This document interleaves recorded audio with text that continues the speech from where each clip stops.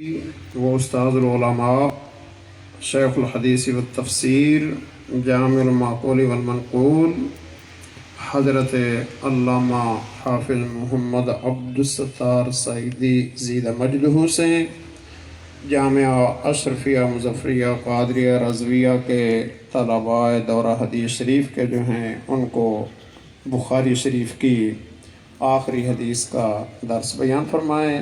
میں گزارش کروں گا تمام دوستوں سے اسلاف کے ایک طریقہ کار کو پیش نظر رکھتے ہوئے قصیدہ بردہ شریف کے ایک دو اشعار، اس کے بعد طالب علم جو ہے وہ عبارت پڑھے گا اور استاد محترم اس حدیث مبارکہ کی تشریف فرمائیں گے۔ مولا صلی وسلم ابدا علی حبیبک خیر خلق كلهم هو الحبيب الذي ترجى شفاعته هو الحبيب الذي ترجى شفاعته لكل حول من الأفعال مقتحم مولاي صل وسلم دائما أبدا على حبيبك خير الخلق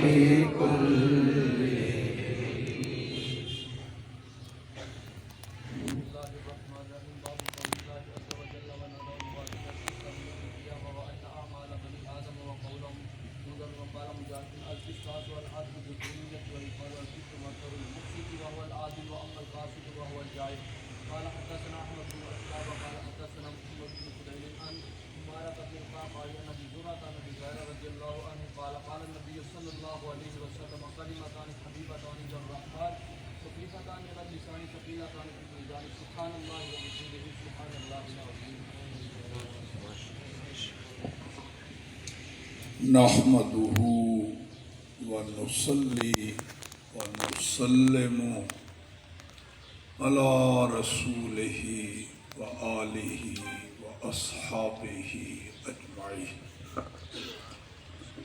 حضرات شیوخ حدیث، اساتذہ کرام،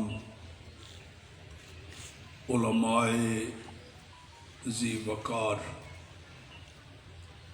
فضلاء گرامی قدر، شرکائے محفل، عاشقان رسول و غلامان آل و اصحاب رسول، السلام علیکم ورحمۃ اللہ۔ مبارکباد پیش کرتا ہوں ان فضلاء کو، ان حاضرین کو جو آج مسند فضیلت پر تشریف فرما ہیں اور دستار فضیلت ان کے سروں پر سجائی جانی ہے۔ ان کے اساتذہ کو بھی، ادارہ کے منتظمین اور معاونین کو بھی، اور اللہ پاک کی بارگاہ میں دعا ہے کہ اس ادارہ کی برکات میں اور زیادہ برکتیں عطا فرمائے، آمین، اور یہ قیامت تک سلسلہ جاری اور ساری رہے۔ مجھے بڑی خوشی ہوتی ہے، یہاں چند بار حاضری ہوئی، تھوڑے وقت میں زیادہ کام اللہ کے فضل و کرم سے اس ادارے نے کر دکھایا ہے، اور اسلوب تربیت بھی تھوڑا دیگر مدارس سے مختلف ہے اور زیادہ مفید اور نافع۔ طلباء کی تربیت کی جاتی ہے، ان کو متون یاد کرائے جاتے ہیں، پھر اظہار خیال کے لیے انہیں مشق کرائی جاتی ہے، تو اللہ کے فضل و کرم سے یہ سلسلہ بھی طلباء کے لیے بہت مفید اور آئندہ ان کی عملی زندگی میں ان کے لیے بڑا مقوی اور نافع ثابت ہوتا ہے، اور انشاءاللہ یہ کتاب جو عام عرف میں اس کو بخاری شریف کہتے ہیں، کوئی صحیح بخاری، کوئی جامع بخاری کہہ دیتے ہیں، خود امام بخاری علیہ رحمہ نے اس کا جو نام رکھا وہ ہے الجامع الصحیح المسند المختصر من امور رسول اللہ صلی اللہ علیہ وسلم و سننہ و ایامہ۔ سبحان اللہ۔ تو یہ چونکہ کتب احادیث کی اقسام ہیں، ان میں ایک قسم جامع بھی ہے، صحیح بھی ہے، مسند بھی ہے، تو چونکہ یہ سارے وصف اس میں موجود ہیں، اس واسطے الجامع الصحیح المسند۔ آگے المختصر، وہ اس لیے کہ امام بخاری علیہ رحمہ کو جتنی احادیث یاد تھیں وہ ساری اس کتاب میں نہیں درج فرمائی ہیں، ان میں سے چھانٹی کی 6 لاکھ کے قریب احادیث، ان کے متون مع اسناد و احوال روات امام بخاری کو یاد تھی 6 لاکھ احادیث۔ سبحان اللہ، ماشاء اللہ۔ یہ محض لفظ رواجی سا سن کے ایک کان سے سنا دوسرے کان سے نکال دیا جیسا عام لوگوں کی عادت ہوتی ہے، الگ بات ہے، ذرا تھوڑا سا اس پر غور کرے تو امام بخاری علیہ رحمہ کی عظمت ظاہر ہوتی ہے۔ کوئی 100 200 نہیں، 1000 نہیں، 6 لاکھ حدیثیں، اور اس سند میں جتنے راویوں کے نام ہیں ان کا باقاعدہ تعارف امام بخاری کو پتہ ہے کہ یہ شخص شہر میں رہتا تھا یا دیہات میں رہتا تھا، اس کا حافظہ کتنا تھا، کہیں بھول جانے والا تو نہیں تھا، کہیں بے احتیاطی تو نہیں کی اس نے، کہیں ابھی سارے احوال کیا۔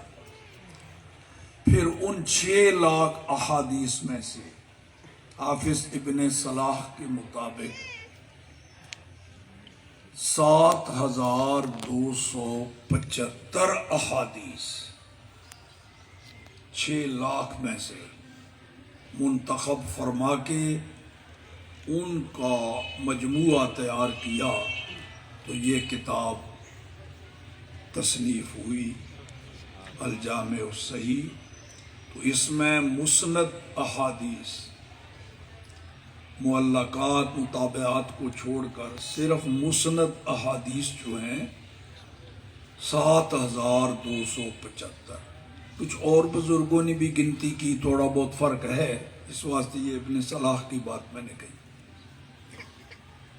7275 احادیث اس کتاب کے اندر امام بخاری نے، اور 6 لاکھ احادیث میں سے چھانٹی کر کے وہ آپ اندازہ لگا لیجئے کہ امام بخاری کی نظر میں ان احادیث کا مقام و مرتبہ کیا ہوگا جن کو 6 لاکھ میں سے چھانٹی کر کے پھر اس کتاب میں درج فرمایا۔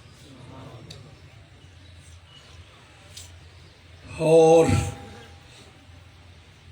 امام بخاری 2 طرح کے عنوان قائم فرماتے ہیں، اس کتاب میں آپ پڑھ چکے ہیں۔ ایک عنوان قائم فرماتے ہیں وہ لفظ کتاب کے عنوان سے، اور ایک باب، فصل وہ یہاں نہیں لاتے، بعض دوسری کتابوں میں فصل بھی ہوتی ہے۔ وہ عناوین جن کو لفظ کتاب سے تعبیر فرمایا امام بخاری علیہ رحمہ نے اس میں، وہ 136 کے قریب یا کم و بیش، اور ابواب کی تعداد 3400، احادیث 7275۔ تو آج جو باب اور جو حدیث آپ پڑھ رہے ہیں، یوں سمجھیے کہ آج آپ کتاب نمبر 136 پڑھ رہے ہیں، باب نمبر 3400 پڑھ رہے ہیں اور حدیث نمبر 7275 آج آپ پڑھ رہے ہیں۔ اس حدیث پر اور اس باب پر بخاری شریف کی تکمیل ہو جاتی ہے۔ امام بخاری علیہ رحمہ نے یہ جو باب قائم فرمایا، اس میں رد کر رہے ہیں ان فرقوں کا جو وزن اعمال کے منکر ہیں۔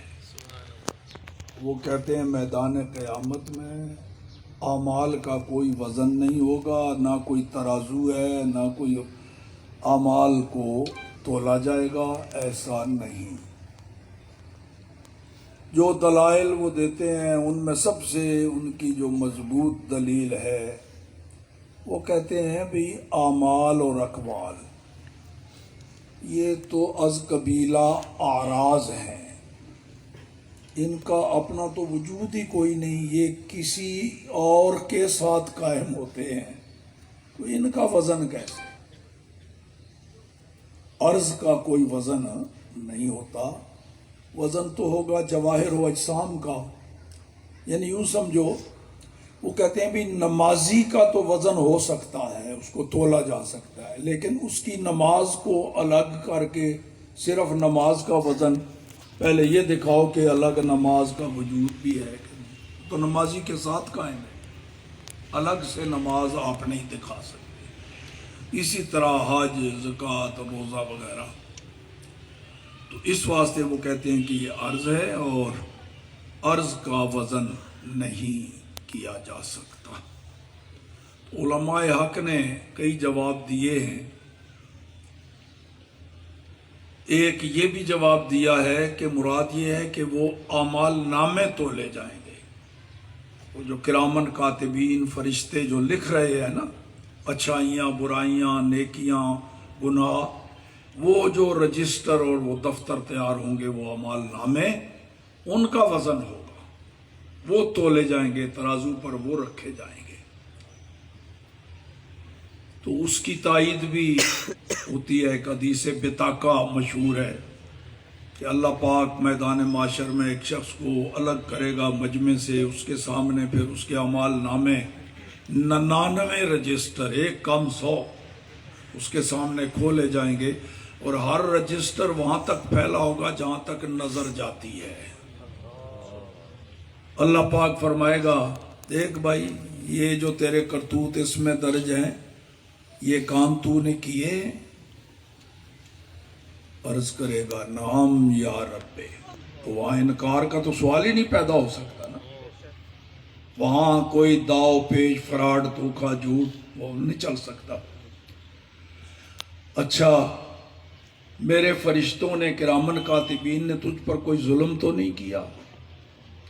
لا یا رب، نہیں میرے اللہ، جو کچھ میں نے کیا ہے وہی انہوں نے لکھا ہے۔ اچھا، اب کوئی تیرا عذر؟ عرض کرے گا لا یا رب۔ اب وہ سمجھے گا کہ بس رگڑا گیا، مارا گیا، صورتحال سامنے آ گئی۔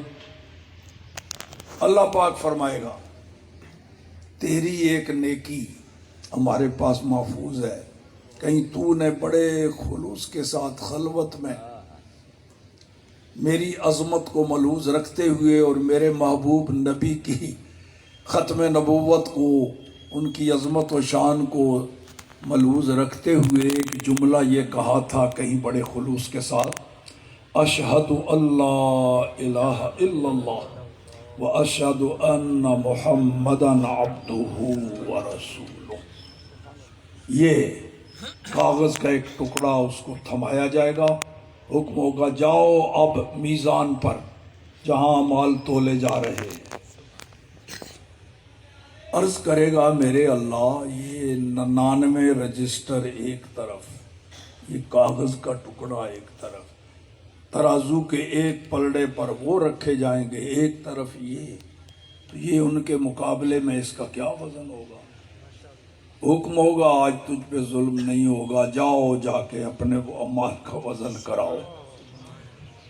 جائے گا، ایسا ہی ہوگا، اور وہ ایک کاغذ کا ٹکڑا جس پر کلمہ شہادت لکھا جو اس نے کسی وقت خلوص کے ساتھ پڑھا تھا وہ ان 99 رجسٹروں کے مقابلے میں زیادہ وزنی اور بھاری ہو جائے گا۔ تو اس حدیث سے یہ ثابت ہوتا ہے کہ اعمال نامے تولے جائیں گے، وہ کاغذ وہ رجسٹر تولے جائیں گے۔ اور ایک جواب یہ بھی علماء حق نے دیا کہ اللہ پاک اس دن اعراض کو جسم سے بدل دے گا، انہیں جسم عطا فرما دے گا، اب ان کا وزن ہوگا۔ اور تیسرا جواب یہ دیا کہ رہیں گے تو وہ عرض ہی، مگر وہ قادر ہے جس نے جسم میں وزن رکھا وہ قادر ہے کہ وہ عرض میں بھی وزن پیدا کر دے، تو پھر ان کا وزن کیا جائے گا۔ لیکن یہ چونکہ ان کی عقلی دلیل اور اس کے مقابلے میں اصل بات کیا ہے، اللہ اور اس کے محبوب کا فرمان سامنے آ جائے پھر عقل قربان کن بپیش مصطفیٰ۔ عقل ٹھوکر کھا سکتی ہے، غلطی کر سکتی ہے، فرمان خدا و مصطفیٰ میں غلطی، تو اللہ نے فرما دیا والوزن یومئذ الحق، اس دن وزن اعمال حق ہے، بس بات ختم ہو گئی۔ پھر عقل کو دخل دینے کی کوئی جرات ہی نہیں کرنی چاہیے مومن یہ جو اللہ رسول پر ایمان رکھا۔ نبی پاک نے فرما دیا اعمال تولے جائیں گے، بات ختم۔ وہ آگے جو حدیث آ رہی ہے نا اس میں بھی یہ باب سے مناسبت ثقیلتان فی المیزان میں، تو جب قرآن میں اللہ نے فرما دیا، رسول اللہ نے حدیث میں ارشاد فرما دیا، تو اب عقل میں آئے یا نہ آئے سر تسلیم خم ہے فرمان خدا اور فرمان مصطفیٰ۔ یہی بات میرے وہ پیارے شاگرد وہ اپنے پنجابی میں اس کے لیے لفظ بولتے تھے نا انیواں، اس کا یہی مطلب ہے کہ اللہ اور رسول کا حکم سامنے آ جائے تو پھر چونکہ چنانچہ کی گنجائش نہیں رہتی، پھر انیواں تسلیم کرنا پڑے گا۔ لبیک یا رسول اللہ لبیک، لبیک لبیک یا رسول اللہ لبیک، لبیک لبیک یا رسول اللہ لبیک، لبیک لبیک یا رسول اللہ لبیک۔ تاجدار ختم نبوت زندہ باد زندہ باد تاجدار ختم نبوت زندہ باد زندہ باد۔ جب تک سورج چاند رہے گا اسی تیرا نام رہے گا، جب تک سورج چاند رہے گا اسی تیرا نام رہے گا، جب تک سورج چاند رہے گا اسی تیرا نام رہے گا۔ تو امام بخاری علیہ رحمہ کی یہ عادت ہے کہ جب باب کا عنوان قائم فرماتے ہیں جس کو ترجمۃ الباب کہا جاتا ہے، تو کوئی قرآن پاک کی آیت یا جملہ اس باب کا مؤید ہو تو اس کو بھی لے آتے ہیں وہ بطور دلیل۔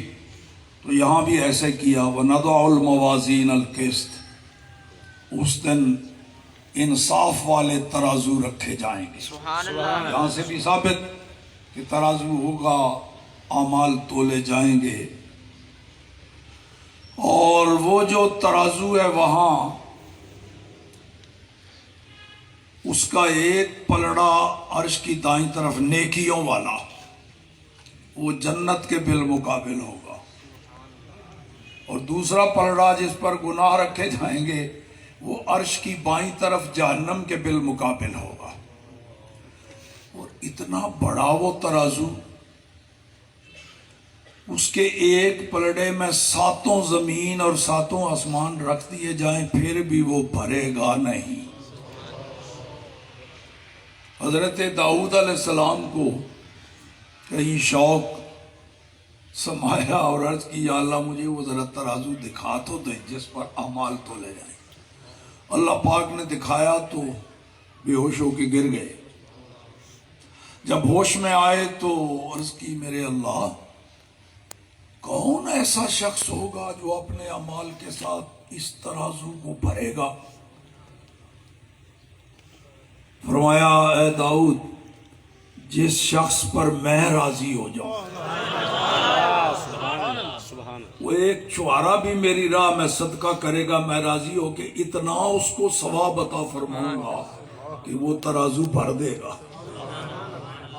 ایک کلمہ طیبہ کہہ دے گا خلوص اور محبت سے، اگر میں راضی ہو گیا تو اس کی ایک نیکی سے ترازو کو بھر دوں گا. تو معلوم ہو گیا اعمال پر، نیکیوں پر اترانا نہیں چاہیے، بس یہی چاہت ہونی چاہیے کہیں رب راضی ہو جائے.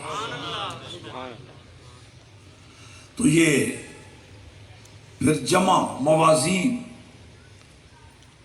یا تو جمع اپنی حقیقت پر ہے یا پھر مجازی معنی مراد ہوگا. حقیقت پر ہو تو پھر اس کا مطلب یہ ہے ترازو بہت سارے ہوں گے، ہر شخص کے لیے الگ ترازو ہوگا، یا پھر ہر نیکی کے لیے الگ ترازو، نماز کے لیے الگ، روزہ کے لیے الگ. پھر تو جمع اپنے حقیقی معنی پر. اور یا پھر یہ ہے کہ ترازو تو ایک ہی ہوگا، میزان ایک ہی ہوگا جیسا احادیث سے ثابت ہے، مگر وہ اتنا بڑا ہوگا کہ اس کی ضخامت کے پیش نظر اس کو جمع سے تعبیر فرما دیا.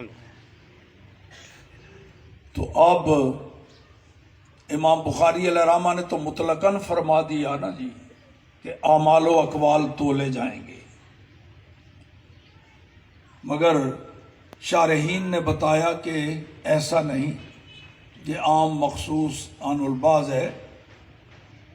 وزن اعمال کے اعتبار سے 3 اقسام ہوں گی بندوں کی. کچھ وہ ہوں گے جو بغیر حساب و کتاب کے، بغیر وزن اعمال کے جنت میں جائیں گے. جیسا اسی بخاری شریف میں حدیث آپ پڑھ چکے ہوں گے، پڑھی ہوگی، نبی پاک صلی اللہ علیہ وسلم نے فرمایا میری امت کے 70,000 افراد جن کے چہرے 14ویں کے چاند کی طرح روشن ہوں گے، وہ بغیر حساب و کتاب کے جنت میں جائیں گے. اور اسی طرح کچھ ایسے بھی لوگ ہوں گے کفار، جن کے نامہ اعمال میں کوئی بھی نیکی نہیں، بس کفر ہی کفر ہے، ان کے بھی اعمال کا وزن نہیں ہوگا، بغیر حساب و کتاب اور بغیر وزن اعمال کے وہ جہنم میں جائیں گے. ہاں، تیسری قسم کے وہ لوگ ہیں، وہ مومن، جن کی نیکیاں بھی ہیں اور کچھ خطائیں بھی، گناہ بھی، غلطیاں بھی، ان کے اعمال و اقوال کو تولا جائے گا. امام بخاری علیہ الرحمہ نے یہ بھی فرمایا القسط مصدر المقسط، یہ قسط مصدر ہے مقسط کا. تو ظاہر ہے آپ نے اساتذہ سے پڑھا ہوگا کہ قسط ثلاثی مجرد اور مقسط ثلاثی مزید فی. تو ثلاثی مجرد جو مشتقات ہیں ان کا مصدر بھی ثلاثی مجرد ہی ہوگا، اور ثلاثی مزید فی کا مصدر بھی ثلاثی مزید فی. تو المقسط کا مصدر اقساط ہے باب فعال سے. تو یہ کیسے فرما دیا امام بخاری نے کہ قسط جو ہے یہ مصدر ہے مقسط کا؟ تو 2 جواب اس کے شارحین نے دیے، آپ کے حاشیے پر بھی موجود ہوگا. نمبر 1، یہاں ایک لفظ، ایک مصدر معذوف ہے. تقدیر عبارت یوں ہے القسط مصدر و مصدر المقسط، کہ یہ جو قسط ہے نا یہ مقسط کے مصدر کا مصدر ہے. مقسط کا مصدر اقساط، اس کا مصدر پھر قسط. اور یا پھر اس سے مراد وہ صرفی نحوی مصدر نہیں ہے، وہ مادہ ہے حروف اصلیہ.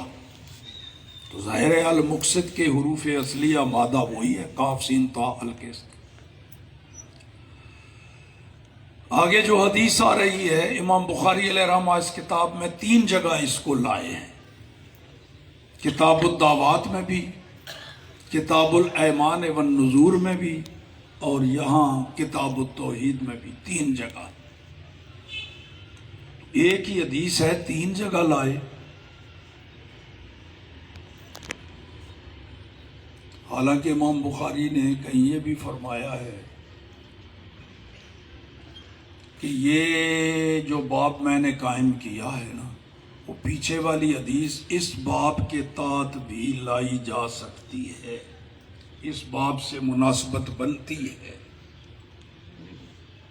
وَيُزَادُ فِي هَذَا الْبَابِ ہم هَذَا الْحَدِيث، وہاں کہیں جوش میں وہ ایزن کے بجائے فارسی کا لفظ ہم کہہ گئے۔ بھی کے لیے ایزن ہوتا ہے نا عربی میں، وہاں امام بخاری نے ہم کہا، وہ فارسی میں۔ مگر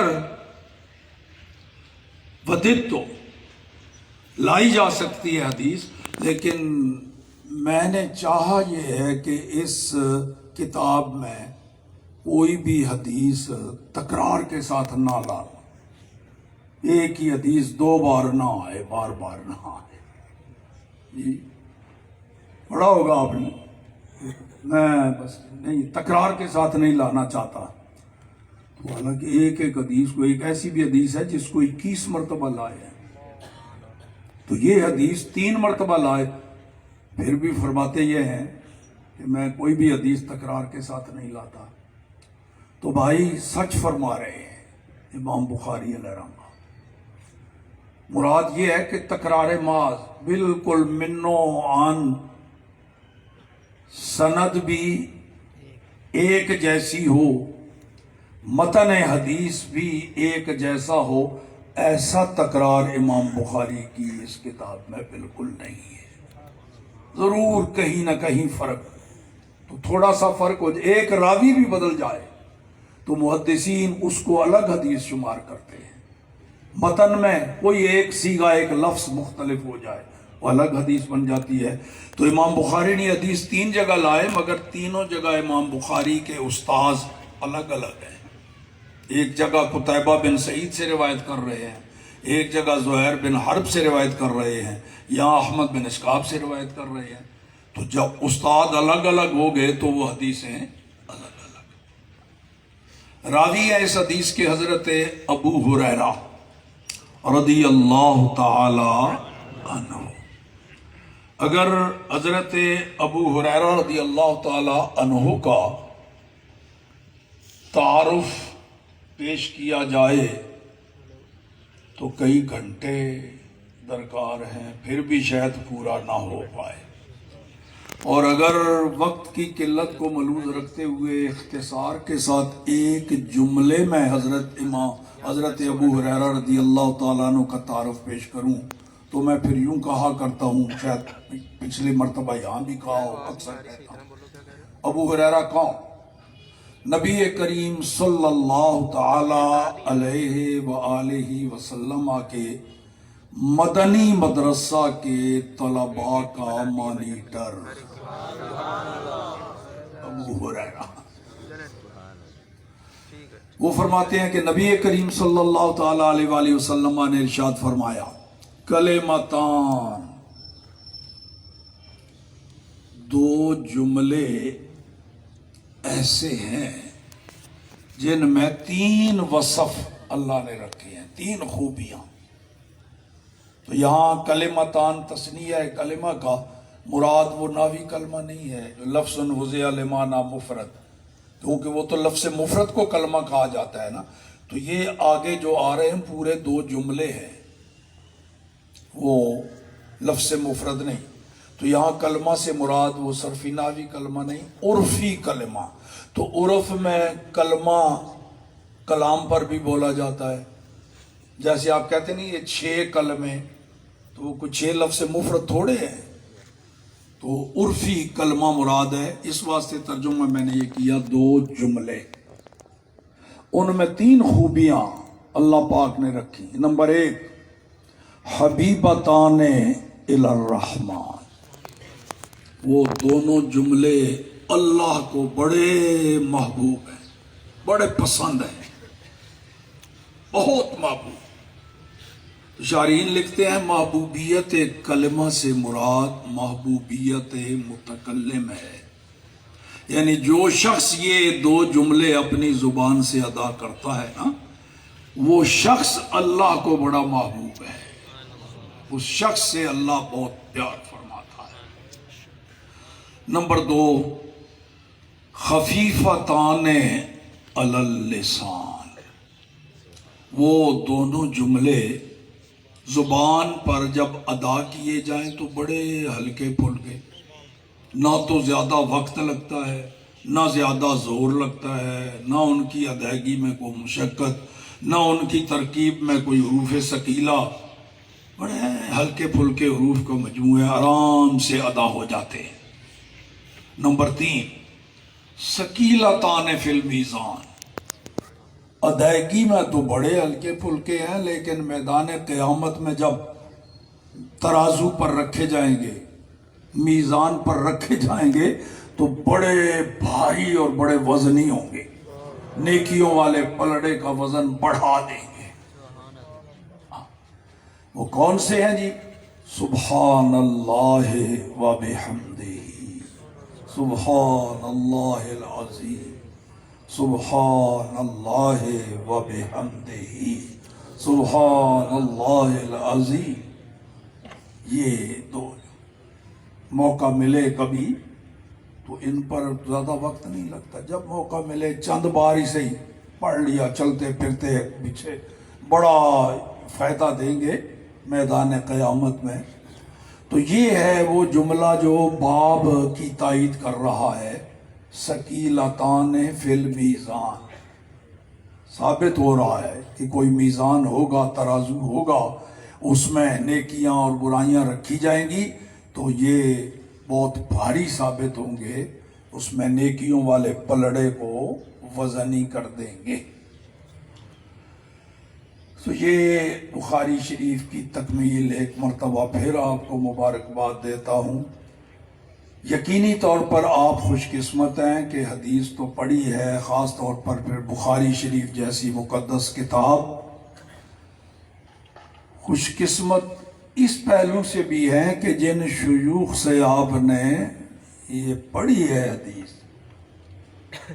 وہ نبی پاک کے عشق و محبت سے معمور دل کے مالک ہیں، شیریں لسان ہیں، سرکار کی عظمت کو جانتے ہیں، ورنہ یہی کتاب اسی پریس کی چھپی ہوئی، اسی مطبع کی طبع ہوئی، یہی اسی طرح جلدوں میں کہیں پڑھائی جاتی ہے تو پڑھاتے ہوئے آ گئی حدیث، اب پڑھانے والے کے اختلاف کی وجہ سے نتیجہ مختلف، کوئی شیخ الحدیث پڑھا رہا ہے، یہی کتاب ہے، اسی طرح طلبہ آگے بیٹھے ہیں، اسی طرح پڑھی، اب پڑھائے گا، دیکھا ہے بھائی، ایسے ہی کہتے ہیں نبی پاک کو علم غیب ہے، یہ ہے وہ ہے۔ دیکھو یہ حدیث میں لکھا ہے، نبی پاک فرما رہے ہیں میدان قیامت میں میں حوض کوثر پہ جلوہ افروز ہوں گا، لوگ پانی پئیں گے، آتے رہیں گے، کچھ لوگ آ رہے ہوں گے تو ان کو فرشتے پکڑ لیں گے، میں کہوں گا بھئی ان کو آنے دو، ہمارے ساتھی ہیں، کیوں روک لیا؟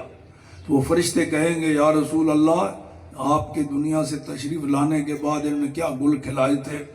تو نبی پاک پھر ناراضگی کا اظہار فرمائیں گے، سخن سخن، لے جاؤ ان کو جہنم میں، دور کرو مجھ سے۔ تو دیکھا ہے، اگر نبی پاک کو علم ہوتا تو یہ کیوں کلمہ ارشاد فرماتے؟ یہ کیا سے استثنائی اتصالی کا سہارا لیتے ہوئے اگر علم ہوتا تو پھر حضوریوں کو فرماتے، یہ تو فرمایا لہذا علم نہیں۔ اور یہی حدیث، یہی بخاری پڑھانے والے حضرت قبلہ مفتی صاحب ہوں، مولانا دلاور حسین ہوں، مولانا عبدالعزیز جیسے جو نبی پاک صلی اللہ تعالیٰ علیہ وآلہ وسلم کے غلام اور عاشق، آل و اصحاب کے عاشق غلام، یہی حدیث پڑھا کے کہیں گے دیکھا ہے بھائی، وہ یہ واقعہ تو کہیں قیامت میں پیش آئے گا، ہمارے آقا کو پہلے ہی پتہ ہے قیامت میں یوں ہوگا۔ تکبیر، نعرہ رسالت، نعرہ رسالت، عقیدہ اہل سنت، اہل سنت۔ تو یہ اس واسطے اساتذہ بھی اللہ کرے ایسے ملیں جو رسول اللہ کے عاشق ہوں، پھر علم میں برکت بھی ہوتی ہے۔ مولاي صل وسلم دائما أبدا على حبيبك خير الخلق كلهم يا ربي بالمصطفى بلغ مقاصدنا واغفر لنا ما مضى يا واسع الكرم مولاي صل وسلم دائما أبدا على حبيبك خير الخلق